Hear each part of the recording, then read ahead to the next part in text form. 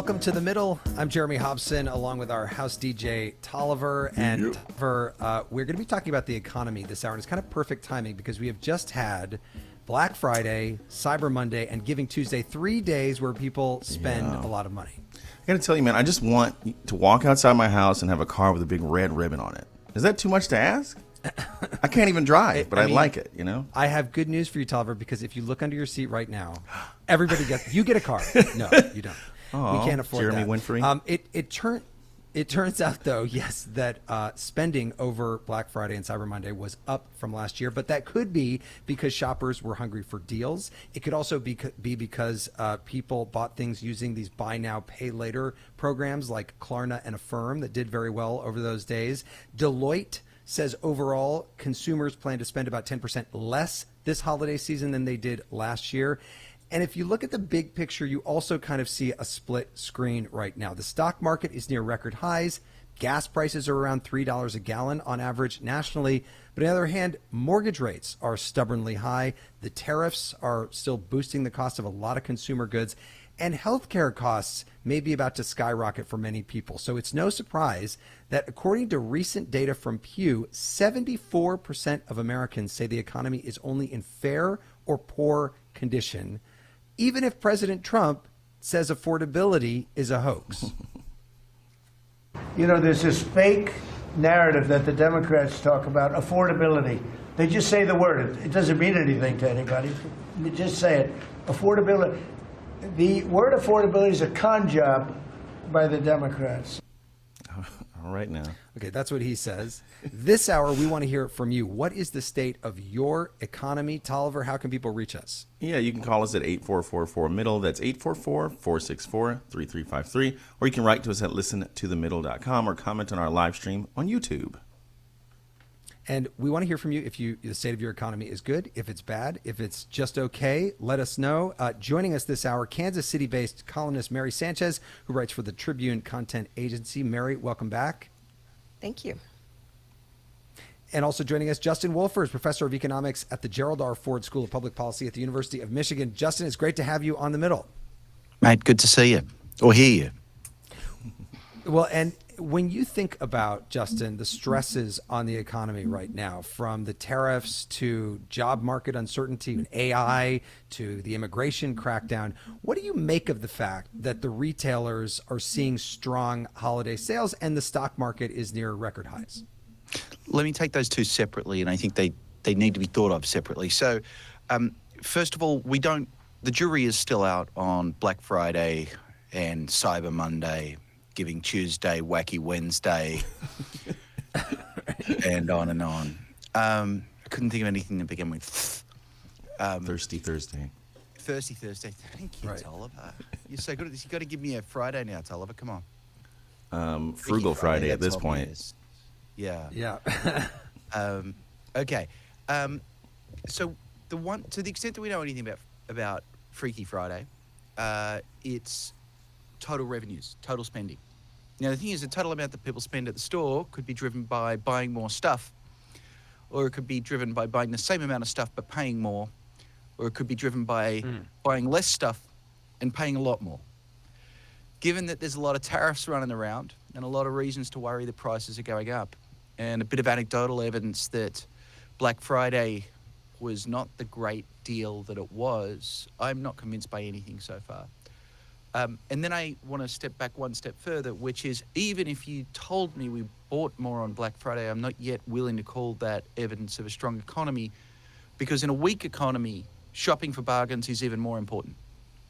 And so it could be that what consumers do is they move from Christmas Eve shopping when it's expensive to getting the best bargains they can on Black Friday. So I think we're going to have to wait till the entire holiday season's behind us to figure out where things are at. That's well, and I have to say, I put something in a cart the other day, and I have never gotten more messages from a retailer to tell me to go and buy it. And I'm like, wow, you guys need to just relax, okay? I will buy it if I want to. Mary, how do things look from where you sit in Kansas City? I think very much a little bit the same. I mean, it depends on who you speak with. You know, the economy is just it's so personal. And when, I'll be really interested to hear what the callers have to say about, how they feel about their own personal finances. We're an area that has, no one main driver of our economy. We're a bi-state, Kansas and Missouri. We're huge. We're about, I think, number 8 in terms of being a federal employer. So some of the Doge layoffs and all the uncertainty there has got a lot of people kind of up in arms. And, there's a lot of trickle-down effect of that. We've had, there's a new Panasonic battery giant facility on the Kansas side, and they had a bit of a rollback in how full on that they will be as a factory because there were some of the downturns in buying of EV cars. So it's just uncertainty. I think even if you are someone who perhaps is a little bit, more secure financially, there's just kind of that pall over things, which I would think will impact everything, giving, how much you buy, what you buy, all of that. Well, and Justin, would you say right now that the tariffs are the number one sort of impact point on the economy, and how much are they affecting the state of things? I think it's actually very hard to tell. So some amount of what's going on with the tariffs is they were so uncertain for so long. It literally took the administration until a couple of months ago to finally actually settle on what it was they were going to do. Of course, they changed them again the next weekend, but they're sort of as settled as they're going to be, which is to say they're going to change all the time. So they haven't been with us that long. A lot of businesses didn't immediately pass them on as higher costs, and so we're in the midst of a transition. A simple rule of thumb is if something's not expected to affect your costs for long, then you don't change your retail prices. But if you expect them to hang around, then you do. And tariffs only recently moved from temporary to feeling kind of permanent. So we're not all the way there yet. There's a second thing going on that I think is or the second and a third. The second thing is uncertainty. And uncertainty, I think, gets at the heart of some of what Mary was reflecting, that people individually feel somewhat ill at ease. And so when you look at consumer confidence and surveys of how people feel, they feel wildly queasy right now. And the third thing that I don't think we've spent enough time talking about is something that we don't normally talk about as economists, which is, we talk about monetary shocks and fiscal shocks. I've got a whole new one for you, a competence shock. That there is either a profound problem of competence at the head of the administration, or alternatively, a crisis of confidence in the competence of the administration. This is an administration that took 10 months to discover that the US doesn't grow bananas, and that if we tariff bananas, that we won't onshore banana factories.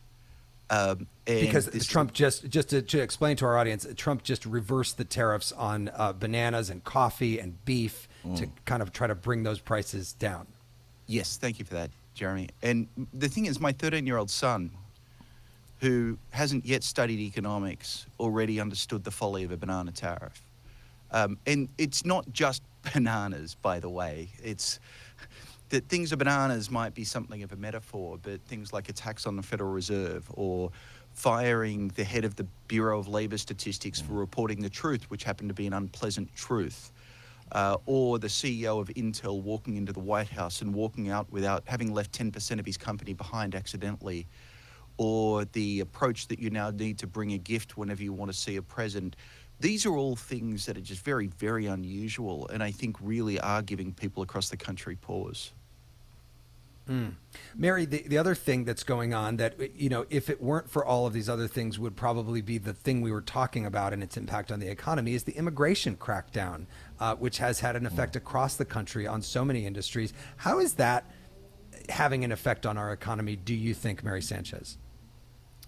The first thing that you'd probably look at would be the farmies, farmers, that they can't get enough of their laborers. We've had several migrant streams come through, and a lot of trepidation with the people of just even trying to fulfill those roles of working in fields. They're threatened. You're literally out in the open. You're going to start seeing it in all sorts of manufacturing. It's just that the fear, so many families are mixed status, where you'll have someone who is documented and someone who isn't. Well, if one of your wage earners is undocumented, if they are taken out of the labor force, the impact on that family is huge. And it's just, again, it's with everything like economics. It's a ripple effect. You start seeing that in schools, in communities where there's a lot of fear. Some of the students have wanted to go on what we're doing right now. Can I just learn by Zoom? That they're either fearful to leave a parent at home who might be undocumented, or they're fearful themselves. So it's just, you're going to see it at a lot of different levels.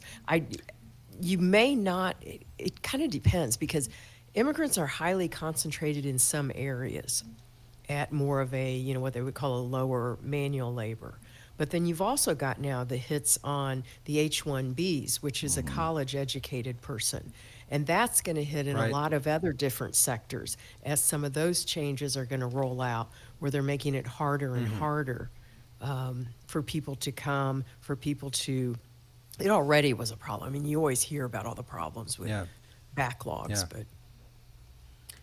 Well, I want to remind our listeners, you can reach us at 844-4MIDDLE. That's 844-464-3353. Tolliver, we mentioned the tariffs as one of the main economic headwinds right now. Yeah, remember when Trump put them into effect back in April? He called it Liberation Day, and the White House press secretary Carolyn Leavitt told News Nation that the tariffs would not be painful for Americans. As for prices and what the American public can expect, they can expect price stability. They can expect to buy American. It's a patriotic thing to do. And most importantly, they can expect their wages to go up. This won't be painful at all for American people and consumers, Caroline? It's going to be, there's not going to be any pain for American-owned companies and American workers, because their jobs are going to come back home. By the way, Tolliver, we have not seen manufacturing jobs come back in the last many months. In fact, the latest report showed another drop in manufacturing jobs. As we go to break here, what are we listening to, Tolliver? This is Kendrick Lamar with Money Trees. It's a song about the pitfalls of the American dream and making a lot of money. And while I understand having millions can be bad for you, I would like to find out for myself. More of your calls coming up on The Middle. This is The Middle. I'm Jeremy Hobson. If you're just tuning in, The Middle is a national call-in show. We're focused on elevating voices from the middle, geographically, politically, or philosophically, or maybe you just want to meet in the middle. This hour, we're asking what the state of your economy is. Tolliver, what is the number to call in? It's 844-4MIDDLE. That's 844-464-3353. You can also write to us at listentothemiddle.com or on social media, and I'll try to get your comments on air. I'm joined by Tribune Content Agency columnist Mary Sanchez and University of Michigan economist Justin Wolfers. And the phone lines are lighting up, so let's get to Nathan, who is calling in from Tampa, Florida. Nathan, what is the state of your economy? Hey, how you doing? As I said before, I've recently gotten into an accident, had to buy a new car.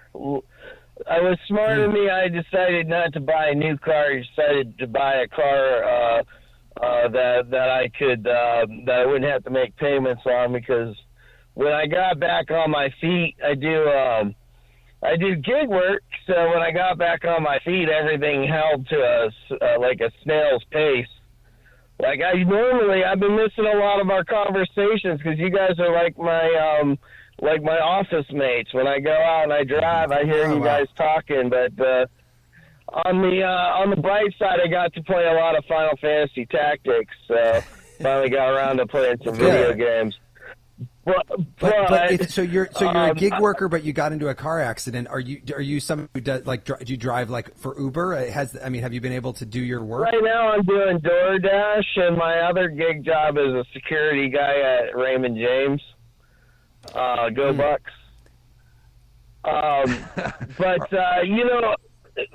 Something else is that I think for a long time we've been relying on the stock tickers as a metrics of the health of our economy, and it's too much of a fallacy to really look at that and think about how the people of the economy are doing. I'm sure if there were stock tickers that back in the slavery days, you'd say everything's honky-dory, you know what I mean? But it's not necessarily, I think, a sign of good health. I mean, it can be. I'm not going to be one of those people that are black and white about it, but it's a good point, Nathan, and let me take that to our guest, Justin Wolfers. A very good point that for a gig worker, who cares how the stock market is doing? What do you make of the just the difference between the stock market and then somebody like Nathan who is working in the gig economy, and even just a car accident can really change things for him economically? Right, and so the important point here is that when we approach what might be a slowdown in the economy, we don't all approach it from a similar point. Nathan, it sounds like you're doing it tough, mate. No, I'm glad you're doing okay. But, I'm sure that if there is a downturn and DoorDash starts to dry up a little, we have to realize, there's much bigger effects on some folks than others, and that's intensely painful. Let me come back to the stock market. I want to make 2 points on this. The first is very interesting. The president keeps boasting about the stock market, and I can't tell you the number of interviews I've done recently where people say, if you're pretty down on the economy, why does the stock market keep hitting new highs? You have to remember the US is not an island. We're part of a global economy. And so one thing I recently did is I calculated the total gain in stocks for every leading economy between Inauguration Day and the present. I did it for the 23 largest economies. The United States stock market's up about 15 or 20% over that period. Much of the rest of the world is up much, much, much, much more. Out of those 23 countries, guess where we ranked? We were 23rd. Sorry, we were 20th out of 23 countries. We were ahead of, the United States was ahead of Australia, New Zealand, and Denmark. And the Danish stock market is almost entirely Novo Nordisk, which has the weight loss wonder drug, which has gone south recently. So, the stocks are up, but they're up a whole lot more elsewhere. And then you can go one step further, which was Nathan's point, which is the stock market is not the economy. The stock market is the expected performance of large companies. This is an administration that focuses on existing large companies. And of course, they're actually doing moderately well. They can call the White House whenever tariffs are getting in the way and get particular exceptions made for them. But for smaller businesses, they don't have that line to the White House. And so it's a style of governing that advantages those parts of the economy that are on the stock market and disadvantages the rest of the economy. Right. And especially parts of the economy, not just on the stock market, but that are in artificial intelligence and are just so much of the stock market right now. Alex is calling in from Houston, Texas. Alex, go ahead with your thoughts about the state of the economy. How are y'all doing, guys?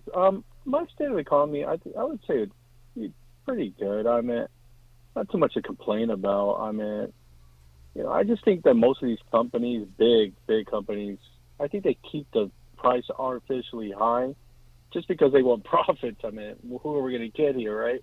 You're not going to say, we're going to keep the prices of eggs, we're not going to bring them down. No, you want to keep them high because you're going to make more profit. So, personally, I don't see it as a problem. I just think you just have to manage your budget well and save. And if you could invest. I mean, I want to look at the stock market as an indicator of how good we're doing. And it's just people taking advantage of the market because it's good right now to put your money in there. But, I personally believe that the market's a balloon. I wouldn't put all my eggs in one basket. That's just my opinion. And I would diversify. Can I ask you one question, Alex? Let me just ask you one follow-up question, just because the polls are showing that people on different sides politically see the economy differently. Can I ask you, who did you vote for in the last presidential election? Well, I'm not ashamed to say I voted for Trump. I mean, if you're going to base your opinion on what people say all the time, that's kind of a low indicator. I mean, Obama said a lot of things. He came from a very depressed economy when he took over when Bush left. And, I said, give him a chance, give Trump a chance. Gosh, the guy's been there a couple of months. We're still facing inflation, if you want to call it like that. I mean, we want to play politics. We could play politics all day. But I think most of these companies don't want to lower the price. They're just making good profits right now. I mean, that's just my opinion. I mean, if it was different, if there was a depression like they say there is, these companies wouldn't be making money. People wouldn't be buying anything right now. But you go to a mall, you go to a grocery store, they're packed. And some of them are, Alex. But we've got your point there. But thank you for the call. I appreciate it. Mary Sanchez, what do you think of that? I don't want to say that he's only saying what he's saying because he voted for Trump. I just think that's an interesting point there. I think Yeah, I mean, I thought it was interesting. He says, I'm not ashamed of it. And that right there tells you that some of the messaging is that you should be ashamed of it, or perhaps you should be ashamed because you're doing okay. Um, the only thing that I really flag on sometimes, and he did, and your caller, Nathan, did not do that, but is when you start deciding who is worthy and who isn't, or who is costing. One of the things, talking about CEOs and companies, it's like, who's in charge? Who is the problem of my pain if I can't afford something? And that's where messaging, I think, is absorbed so differently depending on your political view, which can be tied to your finances.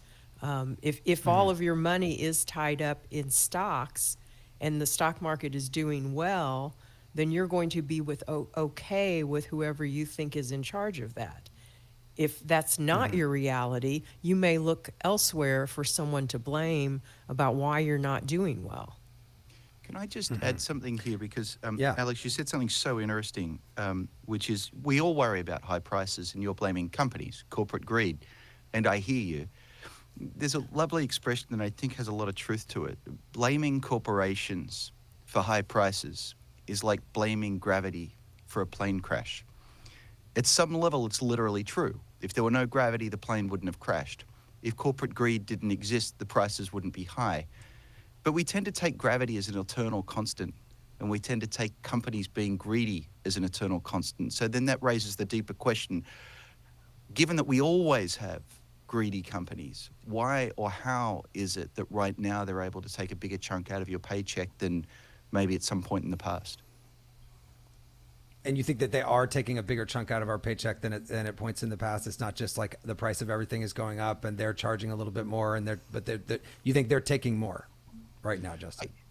I was trying to meet Alex where he's at. We can have long and Yeah. deep conversations about how much prices right now are due to costs going up versus profit margins. But, for those who think it's greed, I agree it's greed at a literal level, but there's something even deeper that allows greed to express itself more virulently at different points in time. Yeah. Tolliver, I'm going to get to you in 1 second, but we have a trucker on the line from Youngstown, Ohio. So let's get to him before we lose him somehow. Travis is calling in. Travis, tell us about the state of your economy.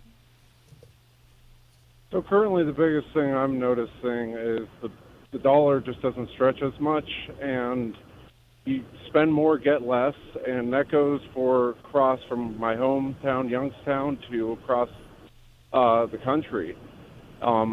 We've been having to rely more on even brokered loads because our core customers can't even provide as much anymore because it just seems like there's not as much of a demand due to price.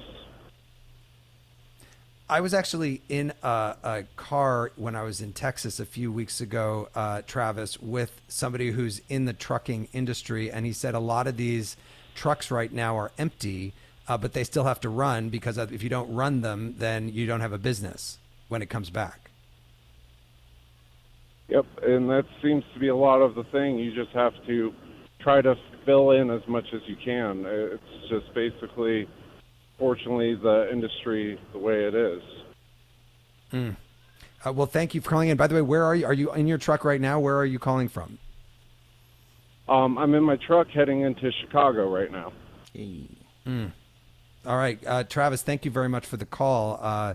Justin, that's an interesting part of our economy too. Somebody who travels the entire country and gets to see how things are in different places, and they could be very different from place to place around the United States. Yeah, like what a life Travis has. And, mate, thanks for getting my veggies to me and all the goods that I need. Travis has this other long-term thing. He probably doesn't need me to tell him, but his way of life is under threat. Driverless trucking is not very far away. And so even as he's trying to make his paycheck stretch a little further, my guess is he's worried about what's going to happen 5 or 10 years down the line. Mm-hmm. Well, and Tolliver, there's an AI DJ on Spotify, so that's a perfect segue to get back to you. You can pay me less than him. It's fine. Well, what's coming in online? That's something that AI DJ can't tell us right now. Sandra says, the state of my financial picture is shaky at best. My internet provider is increasing by $120 a year, and my insurance provider has reduced how far my Medicare dollars will go in 2026. Bottom line, I'm afraid of the future, and only my trust in God gives me hope.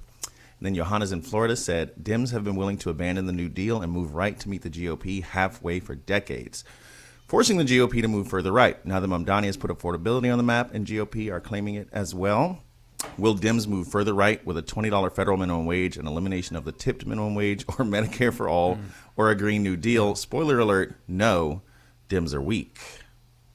Spicy. Mary, interesting point there just about affordability, because we just had another election this week in the state of Tennessee where affordability was the key issue, just like it was in New York City, just like it was in Virginia, just like it was in New Jersey. Voters care about it. Do you see it impacting the politics? I mean, President Trump has said all along that this is all about the Fed not lowering interest rates fast enough. But do you think that these elections are going to affect the way that the economy is handled going forward next year?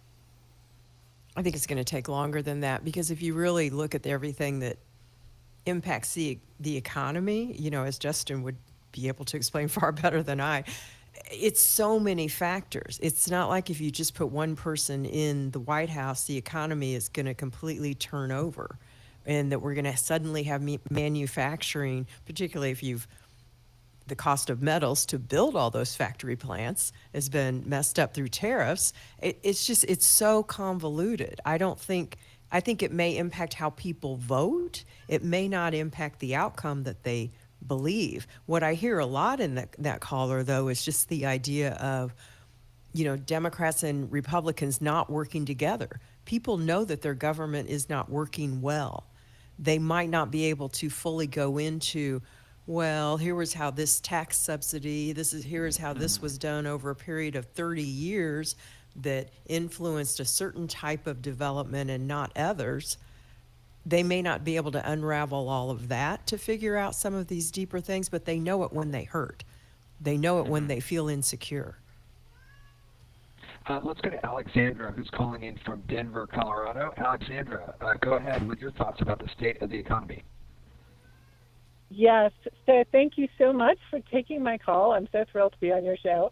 And, very quickly, I am very concerned about the middle and lower class and the idea that people of wealth just keep getting wealthier, and the system very much seems designed to help the people who already have wealth get more wealth. But my question for you has to do with the inflation, because the prices don't come down.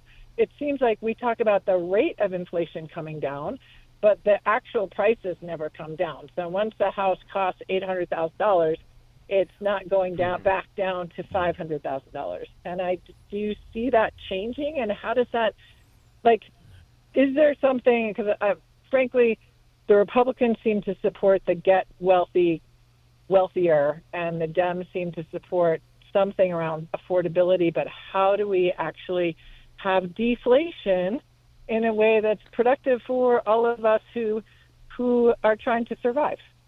Yeah, Alexander, thank you. And Justin, I assume we don't want deflation, because that could be a bad situation too. But I get Alexander's point. Are the prices ever going to be affordable? Or are people going to make enough money that they'll be able to afford these higher prices?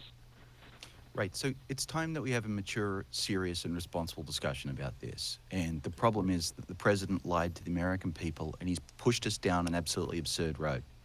Here's a reality of healthy modern economies. They all have some degree of inflation, on average. What you want is inflation to be low enough that you can barely notice it, and you don't have to keep worrying about it every day. The Fed thinks that means inflation of around about 2%.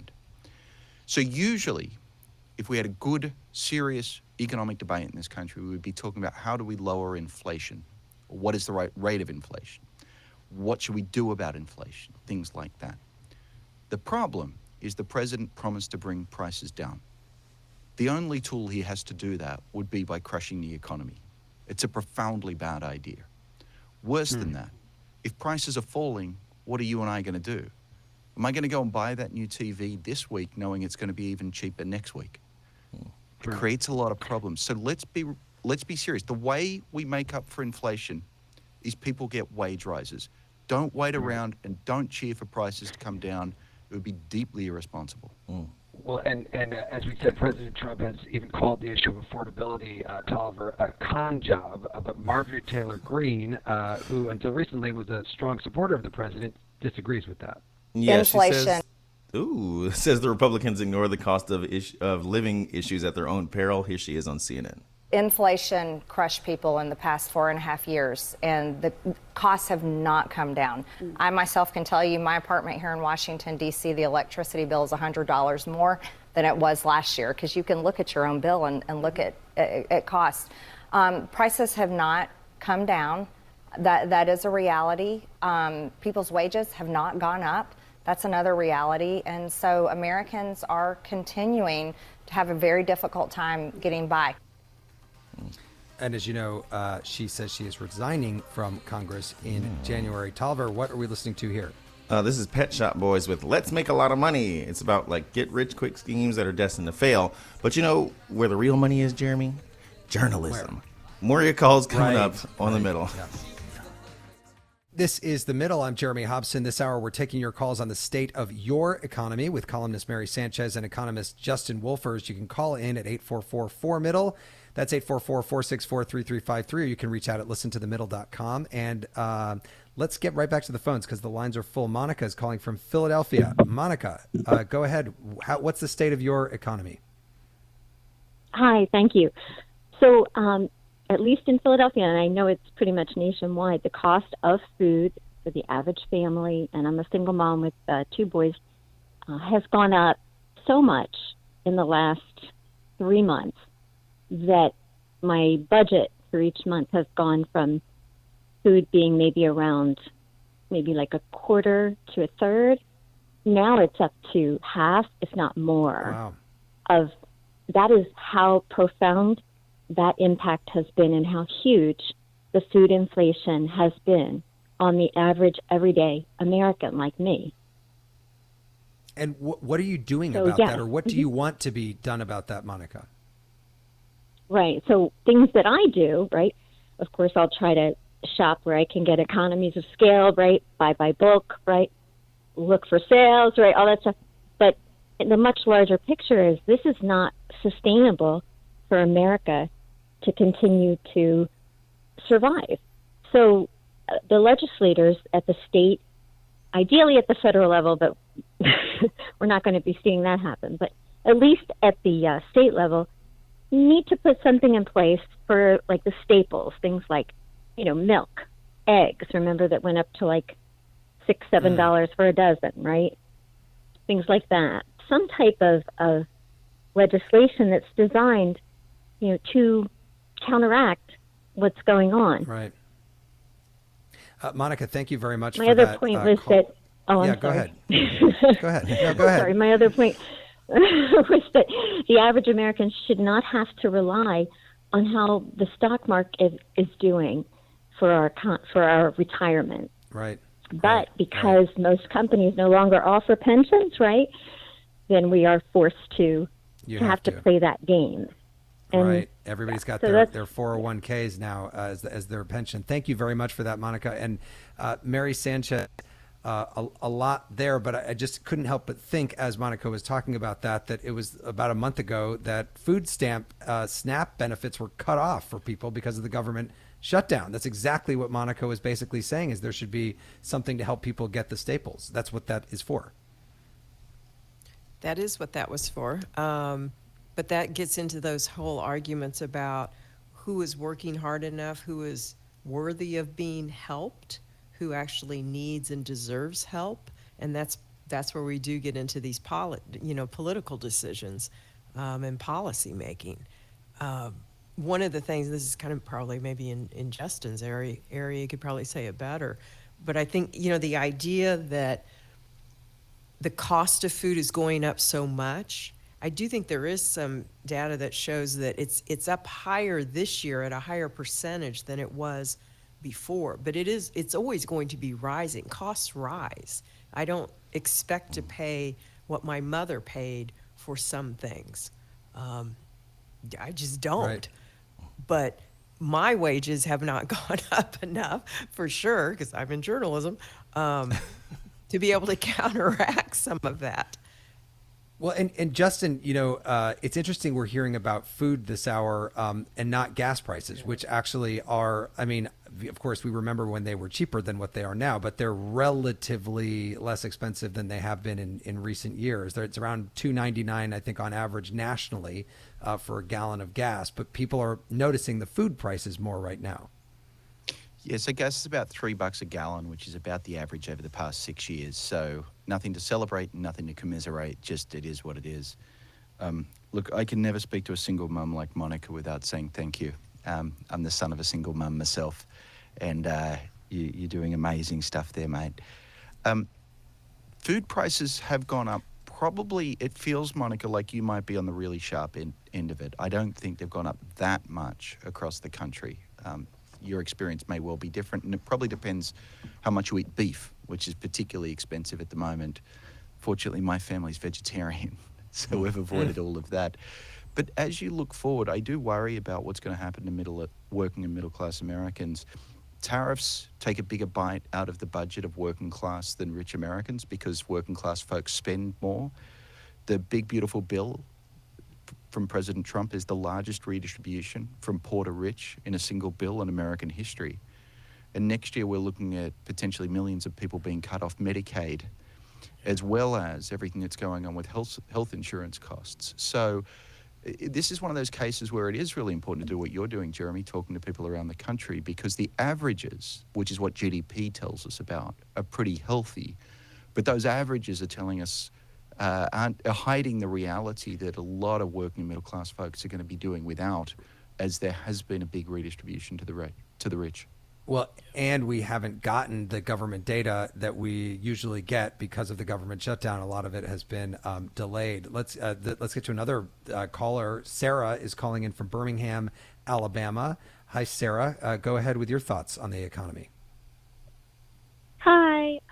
So I'm a graduate student, and we have a fixed income, at least for 5 years. And on top of that, we aren't allowed to have another job. We're paid once a month, so it's just been kind of hard trying to budget, as is, being on the brink of society as a graduate student. So my question is, do you all have any advice of where to cut back the most and, how to predict these unpredictable costs? Thank you. Interesting question, Sarah. Mary, I guess, do you have any advice for Sarah? Where can she cut back? Wow. See, it's so personal, and what people spend money on is so personal. She didn't mention food. It's interesting to me that we're speaking of food so much, because to me that tells more of the dire state. That's basic. That's like Maslow. If you can't afford to have the roof over your head or to feed your children, I don't know. And I didn't hear enough from the graduate student to know, how you would, and frankly, for anyone, even an outsider, to make some judgments about what money they have and where they're putting it. Is their car too nice by somebody's standards? Yeah. I only recently ended up with a car payment, and I absolutely hate it because I went more than 20 years without one. And I view that as like this horribly negative thing that I've done, even though I like my car.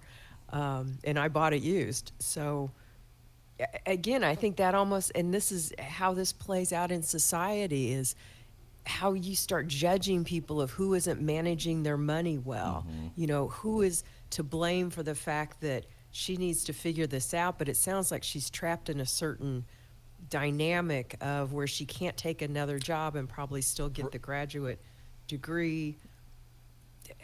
Well, and we just did a show a couple of weeks ago about whether people are worried that artificial intelligence is going to take their job. And as we heard one person after another call in and say they were worried or it already has taken their job, I'm thinking to myself, this is nobody's fault. Not a single one of these people, who went through their whole, education and preparation and career preparing for something. It's not their fault that artificial intelligence has come along and made it cheaper for a company to do it that way. But anyway, a lot there. Let's get to Frank, who's in Plano, Texas, and has been on the line. Frank, what about you? What's the state of your economy?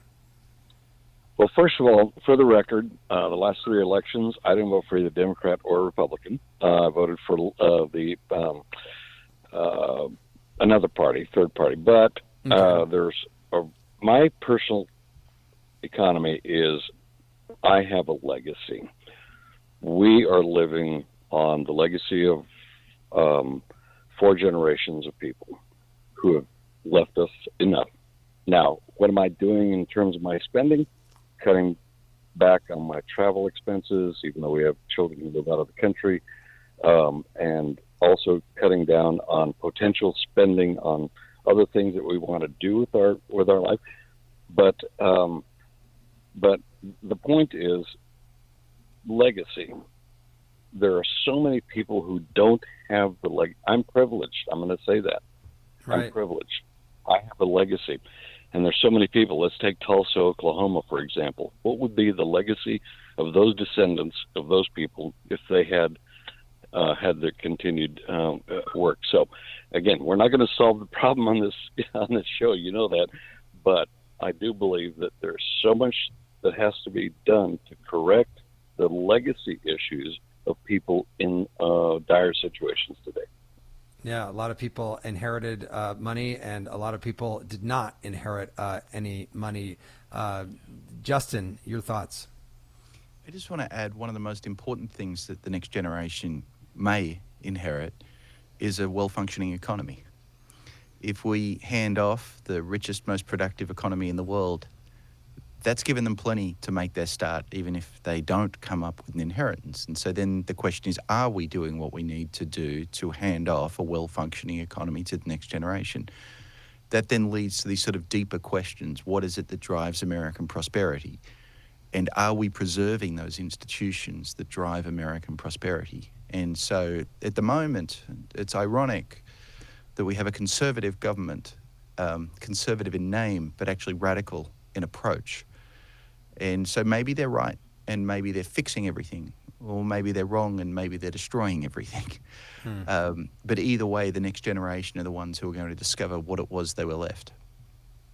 Yeah, an interesting point that it's not about necessarily being left something physical, but being left an economy that allows them to have opportunity. Chico is calling in from Asheville, North Carolina. Hi, Chico. Go ahead with your thoughts about the state of the economy. Well, yeah. I mean, as far as the initial question, the state of my economy, I work. I used to be a school teacher years ago. I can't imagine being able to do that today. I have so much respect for them. I have what I consider a very good job. It's a solid job. I work for a manufacturing company in town, right? So I actually work in a manufacturing facility in the state, and it's good, right? My economy is good. I have 2 adult children that I have I'm really worried about them, right? Like, what kind of economy are they going to have? What are they going to be able to do in the near future here? So that's probably my biggest concern. And so, Chico, let me just ask you, you're not bothered by, for example, some of the things we've heard about this hour, food that's more expensive. You're able to weather that with your salary. Yeah, I definitely feel I'm lucky enough that while I'm conscious of those things, those expenses going up, it's not anything that has impacted me yet severely, right? Do I save as much as I would like to? Probably not, but I think I could probably cut more here and there to do that. So I feel like it's pretty good. There's concern, though, working for a manufacturing company like this, though, and with the tariffs and with things like that, it's very difficult to plan for profit and planning and things like that for the future when it just seems so chaotic at this point, right? So that is probably a big challenge, particularly when I look at my own my job. Yeah. Chico, thank you very much for that. Let me get to another caller here. Roger is in Grantsburg, Wisconsin. Roger, what about the state of your economy? Well, my economy's kind of tight. Everything around here has gone up, and we're fixing here to be like probably the coldest winter here in a long, long time. We've been pretty lucky, and it's starting off here. Tomorrow's my birthday. It's December 5th, and wow, we're already freezing. You know, I dealt with frozen water for 2 days. Oh boy, yay! But and you're worried. Tougher. Well, and you're worried about the cold because it's going to be more expensive for you to heat your home. Oh yes, I just filled my tank, my propane tank, and it was reasonable. It was $1.49.9 a gallon, so $534 to fill it up, and that's good for maybe a month. You know, if it's really really cold, it'll be about a month and a half. 60 days usually for a tank is what I figured out. And so there's another $500. That'd be a $1,500 winter for heating. You know, and it's the only heat I have. I don't have any alternative what I can do. You know, I've thought about it. I live in a mobile home, and that's what we got. Other than plastic and hay bales, it looks like kind of hillbilly, but it works, you know. But you sound like you've got a good attitude about it, Roger. Yeah. You sound like you're gonna figure it out. Well, it's kind of one of these things where you just gotta you gotta endeavor to persevere. You know, that's about it. Yeah. I stole that line from. Stole that line from Joe Outlaw, Josie Wales. Well, I so appreciate your call, Roger. Thank you so much for that. We got to do another hour with him, please. We do. I think, he definitely should be a regular. But Mary, you hear that he's living in a mobile home. He's worried about the cost of heating, but he's got that attitude too. That's interesting. That's very American, and it's very human. I mean, humans are inherently resilient. It is amazing what we can overcome. I think when you talk about government and structures and systems of society, how can those things help what is just inherently human? You know, we're resilient. We want to provide for our families. We want to do better. We want to move forward. I think most people are good and kind. Most people will help other people when they see need, but they're more likely to do it when they have something to give. You know, if it's okay for them to skim a little off of their own budget to help out someone else. So to me, that's, how do we build that society? A couple of people have mentioned the middle class. I don't know what the exact numbers are right now, but as long as you don't have a strong middle class, you don't have a working population. You want that strong middle class that really moves things along, entrepreneurs, small business. Well, we've actually run out of time this hour, but I want to bring the last question here to Justin, because it gets to some of the things that have come up in the course of this hour, and that is uncertainty about the future. And so many people not knowing what the future holds and therefore what they should do. So as the economist here, Justin, what would be your advice to people right now? Is it a moment to hang tight on a big financial decision like buying a new car or buying a new house or moving or taking a new job, or should you just go for it and hope for the best? The problem with the macro economy, which is what we're talking about, is that it's 340 million stories, each of which are different, and so I can't tell everyone everything. So what I wanted to do, Jeremy, was totally ignore your question. And come back and say, we've done a little bit too much public radio doomerism. We've talked about how everything's hard. So let me just put this in context, because you hear lots of different things about the economy, and just thinking about how to sort these facts out, I think, is really important. So I want to throw a couple of facts out there. First one is 2025 will be the richest year in all of humanity. Second, the United States is the richest large economy in the world. Therefore, third, we are all right now in the richest country in the history of the world. Right. So it's not all doom. Now, that's one set of facts, and they're all true. We still have a vibrant economic debate, and I've said a bunch of times tonight, I think there's things we're doing wrong. And that's because the point of our debate is not about how great we are or aren't doing. It's about whether we're falling short of our potential. So if we're falling short at all, there's a lot to talk about, because even if we're doing great, if we could do extraordinary, that's worth it. And so, yes, we're optimistic. Yes, things are going pretty well, but yes, we could do even better. That is Justin Wolfers, an economist at the University of Michigan. We've also been speaking with Mary Sanchez, a columnist with the Tribune Content Agency. Thanks so much to both of you for joining us. Pleasure. Thank you. And next week, Tolliver, we're going to be asking if going green matters to you. Things like buying an electric vehicle, cutting down on emissions, putting solar panels on your house. We'll be asking about that. You can go to listentothemiddle.com to join us or call 844-464-3353. That's it for us. I'm Jeremy Hobson. I will talk to you next week.